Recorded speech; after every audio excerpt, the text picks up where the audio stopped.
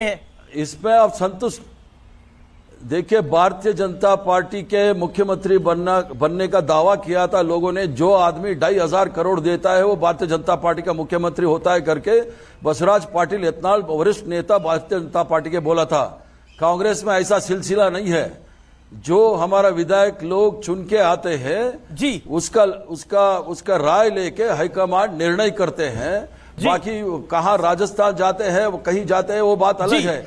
राजस्थान जाने का नौबत इसलिए आ रहा है, भारतीय जनता पार्टी के एक पूर्व उप मुख्यमंत्री ने कहा है बीजेपी हारे या जीते सरकार बनाएंगे, क्योंकि 2 बार भारतीय जनता पार्टी ने सरकार बनाया है। चलिए देखिए, इस तरह के दावे तो चुनाव से पहले सब करते हैं, लेकिन अब तो कोई चांस नहीं है। बीजेपी और जेडीएस मिल भी जाए तो कांग्रेस के आंकड़े को नहीं छू सकती है। एक अच्छी जीत मिल रही है। मेरे साथ वरिष्ठ पत्रकार अशोक वानखेड़े हैं, वो कुछ कहना चाहते हैं, सवाल पूछना चाहते हैं आपसे। हरिप्रसाद जी। नहीं, हरिप्रसाद जी, अभी आपने कहा कि कांग्रेस विधायक तय करेंगे, हाईकमान तय करेगा, लेकिन डीके शिव कुमार ने तो कैंपेन के दौरान बोल दिया था कि खड़गे साहब को बनना चाहिए। तो तब उन्होंने कभी ये नहीं सोचा कि विधायक क्या करेंगे आए हुए? जी, शिव कुमार, सुन लीजिए, शिव कुमार जी ने एज ए प्रेसिडेंट जो उसका मन में आया है उसका राय दिया है, कोई गलती नहीं है। उन्होंने अपना राय दिया है। बाकी जो निर्णय करता है शासक, विधायक लोग चुन के आते हैं, उसका राय हाईकमांड लेके करते हैं।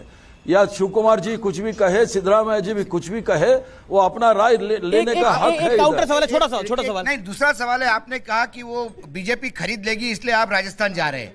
तो क्या आपके विधायकों पे आपको विश्वास नहीं कि वो बिकने को तैयार नहीं है, चाहे कोई भी कीमत दे? नहीं, हमने खरीदने का बात नहीं किया, चोरी करने का बात किया है। भारतीय जनता पार्टी चोरी करेगा। 2 बार भी एमएलए को चोरी करके किया है जी। चोरी करने से पहले हम लोग लेकिन उसको ठीक रखना पड़ेगा। लेकिन हरिप्रसाद जी, मेरा सवाल बहुत स्पष्ट है ये, क्योंकि आप बहुत वरिष्ठ नेता हैं।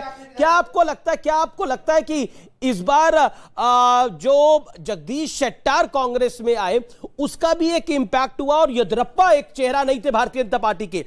विजेंद्र को बीजेपी ने हेलीकॉप्टर दिया, उससे प्रचार कराया, लेकिन पहले येदियुरप्पा को उतना भाव नहीं दिया बीजेपी की हाईकमान ने जितना देना चाहिए था।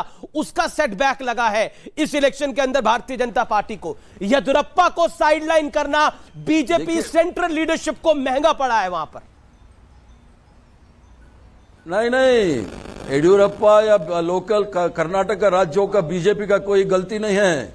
गलती है विश्वगुरु का, गलती है होम मिनिस्टर का, गलती है नड्डा का। वो जाके जबरदस्ती करने का कोशिश किया कर्नाटक के जनता के ऊपर कि होम मिनिस्टर ने कहा अगर वोट नहीं दिया तो नरेंद्र मोदी का आशीर्वाद नहीं मिलेगा। क्या ये मोगाम्बो है क्या?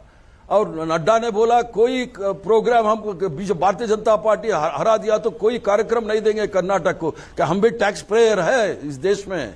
ऐसा थोड़ी बोल सकता है कर्नाटक के लोगों के ऊपर।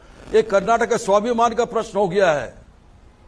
कांग्रेस ने बड़ी लाइन ले ली है। ये कर्नाटक के स्वाभिमान का विषय था, इसलिए बीजेपी इलेक्शन हार रही है। शांतनु गुप्ता, कर्नाटक का स्वाभिमान का विषय था और बीजेपी ने इस इलेक्शन में लोकल लीडरशिप को, खासतौर पर येदियुरप्पा को खुश नहीं रखा। सब नेताओं ने नहीं, लेकिन कुछ नेताओं ने येदियुरप्पा को साइडलाइन करा, बीजेपी सेंट्रल पार्टी ने।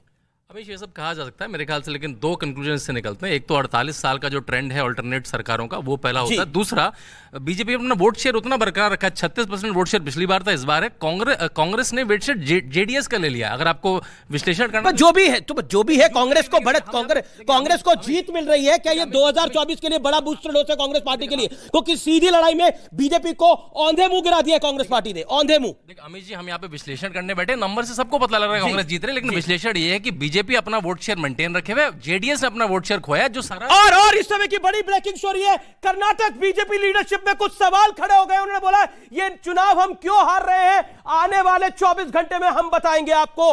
एक वरिष्ठ नेता ने यह बयान दिया, ने ये सोर्सेस के हवाले से कहा है कि आने वाले 24 घंटे में हम बताएंगे ये चुनाव हम क्यों हार रहे हैं। क्या बीजेपी के कुछ बीके हरिप्रसाद, क्या आपको लग रहा है कांग्रेस के लिए 2024 की भी चढ़ाई है? क्योंकि यह चुनाव कांग्रेस के लिए बड़ा चुनाव था। राहुल गांधी की सदस्यता गई जिस तरह से, और उसके बाद उसके पहले भारत जोड़ो यात्रा हुई, हालांकि, और कर्नाटक से भारत जोड़ो यात्रा निकली भी थी। क्या आपको लगता है यह कांग्रेस का उदय है? कर्नाटक से 2024 के लिए? क्योंकि अब 3 विधानसभा और है, इसके बाद राजस्थान, मध्य प्रदेश और छत्तीसगढ़। कर्नाटक में जो भारत जोड़ो यात्रा का राहुल जी का प्रोग्राम रहा वो बहुत ऐतिहासिक प्रोग्राम रहा। हर दिन 1 लाख लोग सड़कों पे रहा 22 दिन तक। और जो राहुल जी का जो भारत यात्रा के तुरंत बाद हम लोग चुनाव प्रक्रिया शुरू कर दिया है, इसलिए ये नतीजा हम लोगों को मिला है। जो भारतीय जनता पार्टी कुछ भी कहे कुछ भी करे, ये कर्नाटक के जो नतीजा है भारतीय जनता पार्टी का अंत है, अंत का शुरुआत हो रहा है कर्नाटक से। ओके, बीजेपी के अंत का शुरुआत है। शिवम त्यागी, जो कांग्रेस बार बार कह रही है कि बीजेपी के अंत की शुरुआत है, आपका सवाल क्या है? बीके हरिप्रसाद के वरिष्ठ नेता हैं, पहले कोई कांग्रेसी नेता है, वरिष्ठ नेता, जो इस समय किसी न्यूज चैनल पे अपना मत रख रहे हैं इस बड़ी बढ़त के बाद।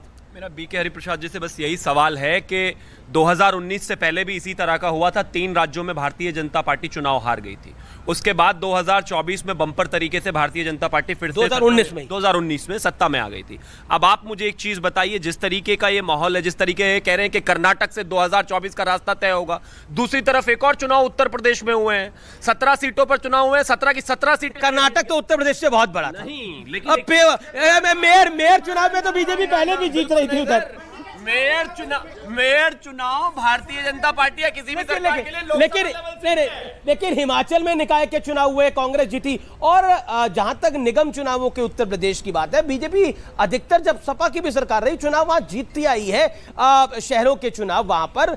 और इसलिए जो सवाल पूछा गया, आपका जो सवाल था वो सवाल क्या है बीके हरिप्रसाद? मेरा बस सिर्फ इतना ही है कि इसमें तो कहीं कोई दो राय नहीं है कि राज्य स्तर की जो यूनिट है कांग्रेस ने बहुत अच्छा काम किया है, लेकिन आप इसमें राहुल गांधी को कहें कि उनको बहुत ज्यादा क्रेडिट। 25-26 ಬರ್ಬೋದು ಸೊ ಕಾಂಗ್ರೆಸ್ ಪಾರ್ಟಿ 120 ಮೇಲೆ ಸ್ಥಾನಗಳನ್ನು ತಗೊಂಡು ಗೆಲ್ತದೆ. ಈಗ ಇನಿಷಿಯಲ್ ಸ್ಟೇಜ್ ಇನ್ನ 5 ರೌಂಡ್ 6 ರೌಂಡ್ 7 ರೌಂಡ್ ಹಿಂಗೆಲ್ಲ ಆಗಿದೆ. ಇನ್ನೂ ಜಾಸ್ತಿ ರೌಂಡ್ಗಳಾಗಬೇಕು. ಸೊ ಅದರಿಂದ ನಾವು ಕಾಂಗ್ರೆಸ್ ಪಕ್ಷ 120ಕ್ಕಿಂತ ಜಾಸ್ತಿ ಸ್ಥಾನಗಳನ್ನು ತಗೊಂಡು ಅಧಿಕಾರಕ್ಕೆ ಬರ್ತದೆ. ಸ್ವಂತ ಶಕ್ತಿ ಮೇಲೆ ಅಧಿಕಾರಕ್ಕೆ ಬರ್ತದೆ. ವರ್ಣದಲ್ಲೂ ತುಂಬಾ ಲೀಡ್ ಇದೆ. ವರ್ಣದಲ್ಲಿ ಈಗ 3 ರೌಂಡ್ 4 ರೌಂಡ್ ಆಗಿದೆ. 8,000 ಲೀಡ್ ಇದೆ. ಸೊ ಇನ್ನೂ ಜಾಸ್ತಿ ಲೀಡ್ ಆಗುತ್ತೆ ಅದು. ಚಾಮರಾಜನಗರದಲ್ಲೂ ಅಂತಿಮ ಪರಿಸ್ಥಿತಿ ಇದೆ ಸರ್. ನಿಮ್ಮ ಶಿಷ್ಯ ಪುಟ್ಟರಂಗ ಶೆಟ್ಟಿ ಅವರು ಪುಟ್ಟರಂಗ ಶೆಟ್ಟಿ ಅವರು ಕೂಡ ಗೆಲ್ತಾರೆ. ಅಲ್ಲಿ ಸೋಮಣ್ಣವರು 2 ಕ್ಷೇತ್ರಗಳಲ್ಲಿ ಸೋಲ್ತಾರೆ. तो कन्नड़ में सिद्धारमैया साहब कह रहे हैं, कि जीत हुई है, आगे देखेंगे क्या होगा। गौरव भाटिया मेरे साथ जुड़ रहे हैं, जो दावा कर रहे थे बीते कुछ हफ्तों से कि आ रही है भारतीय जनता पार्टी दोबारा से, डबल इंजन की सरकार आ रही है। लेकिन बड़ा झटका बीजेपी को लगता हुआ और कांग्रेस को बहुत भारी बढ़त। अब 117 सीटों को हम गौरव भाटिया भारी बढ़त बोलेंगे। बीके हरिप्रसाद कह रहे हैं यह कांग्रेस पार्टी का उदय हो गया है 2024 से पहले, और राहुल गांधी और मल्लिकार्जुन खड़गे की जोड़ी ने बीजेपी के तंत्र को हरा दिया है, सिस्टम को हरा दिया है। बड़ा झटका भारतीय जनता पार्टी के लिए। गौरव भाटिया, सरकार जा रही है आपकी कर्नाटक से। अब देखिए अमीर जी, सबसे पहले तो ये कहूंगा कि इतनी जल्दबाजी अच्छी नहीं है किसी के लिए भी। और एक बात जरूर भारतीय जनता पार्टी के चरित्र के बारे में, सोच और विचारधारा के बारे में बताऊंगा। हमें पूर्ण विश्वास है 60% वोटिंग अभी भी होना बाकी है। कर्नाटका में डबल इंजन की सरकार भी आएगी, कमल भी खिलेगा। और अटल बिहारी जी की कविता से अगर कहूं तो अंधेरा छटेगा, सूरज निकलेगा और कमल खिलेगा। लेकिन कमल अगर खिलना होता तो खिल जाता। अब कांग्रेस 117 सीटों पर आगे है और 118 की तरफ आगे बढ़ रही है। बीजेपी 75 से नीचे है, 73 पर है। बीके हरिप्रसाद मेरे साथ है, कांग्रेस पार्टी के वरिष्ठ नेता। बीके हरिप्रसाद, अभी आपने भारतीय जनता पार्टी के नेता को सुना, वो कह रहे हैं कि अंधेरा छटेगा कमल खिलेगा। आप क्या कहना चाहते हैं? आप तो बहुत वरिष्ठ नेता है, क्या आपको यहां से कोई उम्मीद दिख रही है कमल खिलने की? देखिए, ये सब अंधेरे में है, इसलिए प्रॉब्लम है भारतीय जनता पार्टी में। जब आपका और एक एंकर मेरे से प्रश्न पूछा, 2019 में भी ऐसा ही कह रहा था। 2019 के बारे में आप हमारा मल्लिक साहब जो JNK का गवर्नर था उसके पास पूछ लीजिए, 2019 में क्या है करके बताएगा। तो इसलिए 2019 या हिमाचल का ये बात नहीं है।